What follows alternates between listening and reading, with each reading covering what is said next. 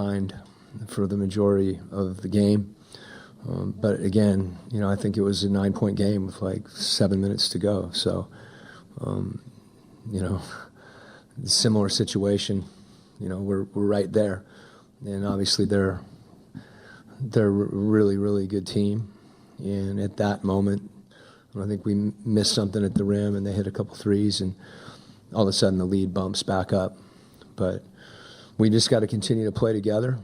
And I think we've touched some things that we need to continue to do and just do it for longer. How difficult is it when you do make 16 threes in a game like this, but it's and defensively, like you're forcing them into some tough shots, but they're just hitting those shots? Like, does that get disheartening to some of the guys in the locker room at all?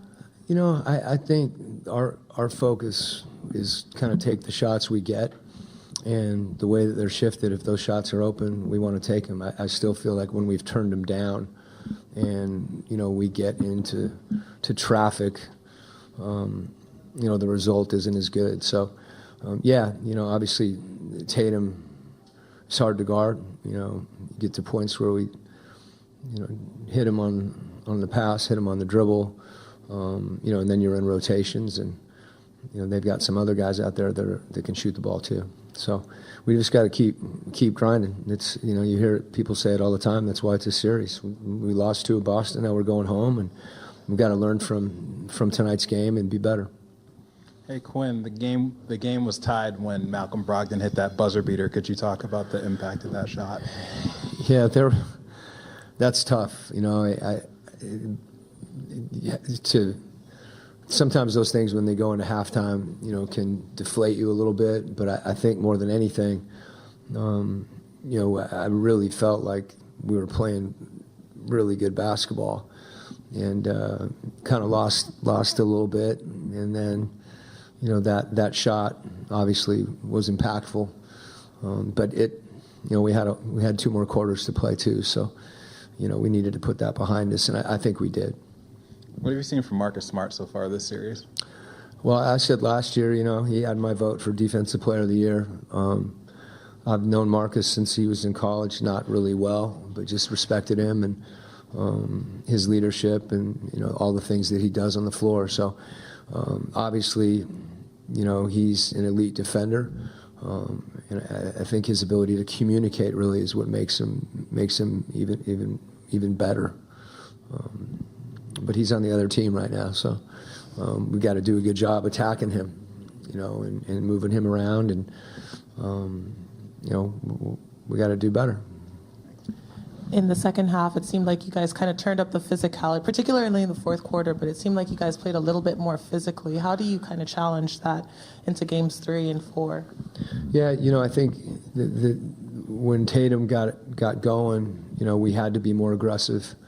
The game dictated that, and sometimes, that puts you into a mindset. But I thought the same thing offensively. We started attacking, and then when they collapsed, we moved it too.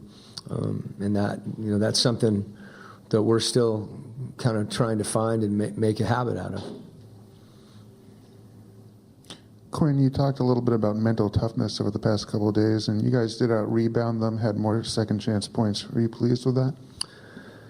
Yeah, there's always in a game, regardless of the result, there's things that that you like, and frankly you just like to see more of, and that was something that obviously can help us, but we've got to do other things as well. Quinn, there was a sequence in the first half where you guys were turning the ball over a lot. I think Trey had a few. What are you seeing from your team in those instances? And then also as a follow-up, can you just sort of give us your evaluation of Trey's play in the first 2 games of the series? Yeah, well, I think the situations that we found ourselves in as a group, and Trey's going to be in them because he's handling the ball. DJ was in them as well. Bogey was in them, but those guys in situations where teams shrink the floor, just being able to make a read, and sometimes it's a simple play, but it's not as easy to recognize it. And those were the situations I felt when Boston, they're long, and they shrink the floor, and we're driving, and we need to get off it at times, and it's everyone. And Trey's competed. The ball hasn't gone in for him the way that it can and will. And I think, he's no different than anyone else on our team as far as, us finding, a rhythm together. And we had it tonight at the beginning of the game, and Trey and DJ together, I thought were terrific. So we just got to stay after that. And that's why it's a series. And, we'll evaluate the film and see where we can be better. Trey, DJ, all of them.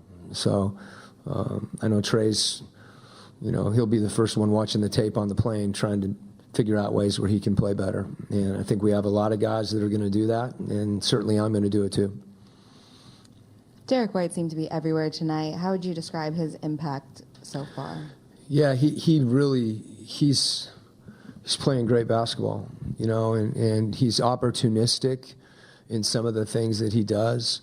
But he also, he stands alone. He's assertive. He's getting in the lane and, making, attacking the rim. He's made big threes off the dribble too, which are hard to guard when you're, when he's big at 6'5". So he's played very well. And, there's a lot of guys that have played well, and we've got another game coming up at home, so we're going to get ready for it. Okay.